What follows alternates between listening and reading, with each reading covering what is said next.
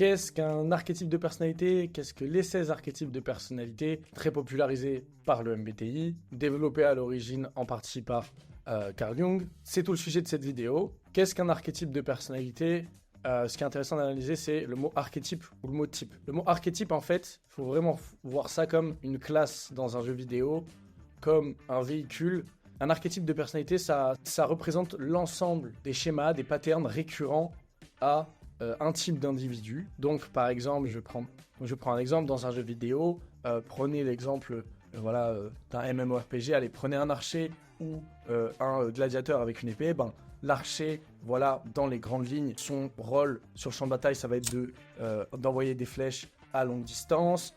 Ses points faibles, ça va être le corps à corps. Souvent, le guerrier avec son épée, le but, ça va être d'aller au corps à corps sur le champ de bataille, de faire des gros dégâts. Voilà. Et chaque archétype fonctionne différemment, a un rôle différent. Et globalement, un archer, c'est un archer. Donc, peu importe quel archer c'est, un archer, c'est toujours les mêmes patterns, souvent les mêmes méthodologies, les mêmes choses. Chaque archer va être différent. Par exemple, dans un jeu vidéo, vous n'allez pas avoir le même arc, vous n'allez pas avoir suivi le même enseignement, vous aurez peut-être une méthodologie, une approche, des techniques différentes, mais globalement, un archer, c'est un archer.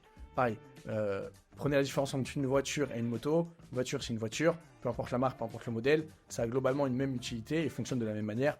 Pareil pour une moto ou pour un avion. Et donc comprendre les archétypes, c'est comprendre en fait quelles sont les grandes différences générales entre différents individus et aussi quels sont les grands patterns, les grandes ressemblances. C'est comprendre son archétype de personnalité ou l'archétype de personnalité de quelqu'un, c'est comprendre quelqu'un dans les grandes lignes, pas dans le détail et la précision, mais dans les grandes lignes, le schéma, la global picture. Si vous êtes une voiture, voilà, vous avez 4 roues, votre utilité c'est ça, la voiture, toutes les voitures sont faites de telle manière, même si certains ont des moteurs différents, même si certains ont des pièces différentes, globalement la structure est la même, contrairement à une voiture et un avion.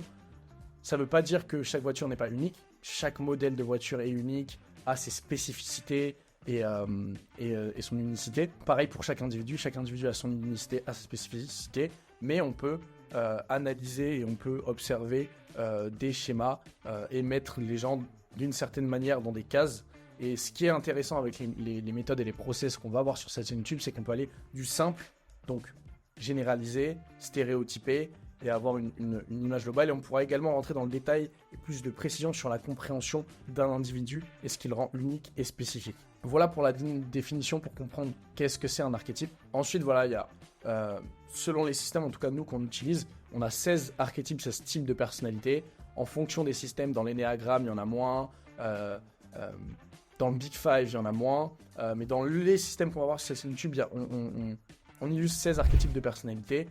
Vous aurez voilà, une image là à l'écran qui vous illustre un tableau avec chaque archétype de personnalité étant représenté, si on utilise le langage du MBTI, par les 4 lettres. Donc vous voyez que chaque archétype est nommé par 4 lettres différentes. Vous voyez là le ESTJ, ESTP, ENTJ, ENFJ, etc. Des lettres qui ont une signification précise. Ce ne sera pas le sujet de notre vidéo. Chaque archétype également a des surnoms qui nous permettent de simplifier le langage technique des archétypes de personnalité et de rendre aussi le fait de pouvoir parler des archétypes de manière plus fluide, plus ludique et plus simple qu'avec des termes techniques. Comment un archétype est composé? Un archétype est composé en 4, il y a 4 parties du cerveau pour chaque type de personnalité. Donc égo, subconscient, inconscient et super-égo. Quand on parle de votre archétype de personnalité, en vérité on parle de une des 4 parties du cerveau étant l'ego. Donc la partie du cerveau dans laquelle vous passez le plus de temps. Et c'est pour ça qu'on dit votre archétype de personnalité c'est lui, c'est X, alors qu'en vérité il y en a 4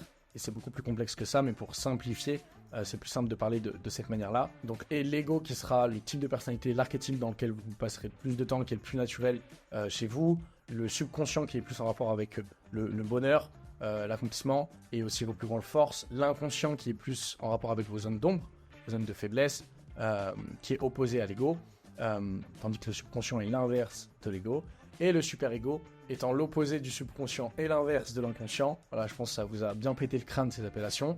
Le super-ego étant plus les zones de vice présentes chez chaque individu. Voilà dans les grandes lignes comment se compose un archétype de personnalité. Ensuite, chaque archétype de personnalité aura ce qu'on appelle des emplacements cognitifs.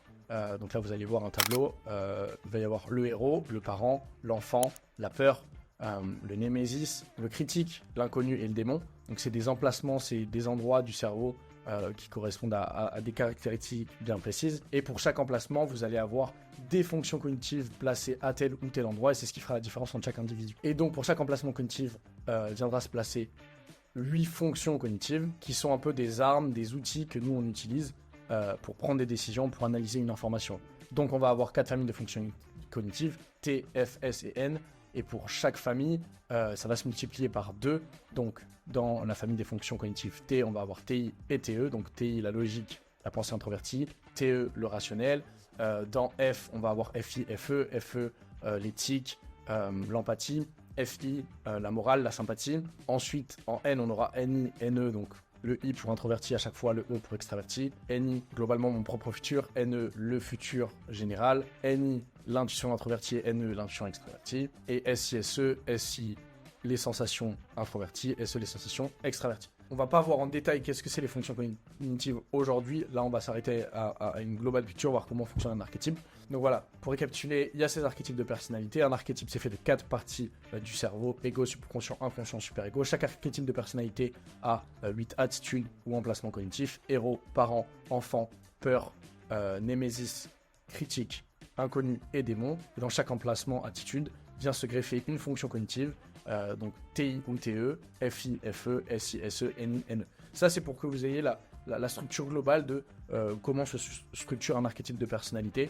Et comprendre ces bases-là, ça va nous permettre par la suite de comprendre chaque archétype de personnalité. Et donc, pour comprendre les archétypes de personnalité, trouver quel est votre type de personnalité, le type de personnalité de quelqu'un, on va utiliser des outils issus de différents systèmes. On va utiliser les tempéraments que vous voyez sur l'image. Donc les tempéraments dans les colonnes, donc le tempérament gardien, artisan, intellectuel et idéaliste. Donc ça, c'est des familles d'archétypes. Également, on va utiliser le style d'interaction. Le style d'interaction qui sera qui correspond aux manières de communiquer de différents individus. Donc style d'interaction en structure, initiateur, finisher et en coulisses. Et donc là, vous l'avez très bien compris, si vous arrivez à définir que vous êtes de tel tempérament, imaginons le tempérament des artisans, et que vous avez style d'interaction des gens en coulisses, et ben vous tombez directement sur le type de personnalité ISFP et Virtuous.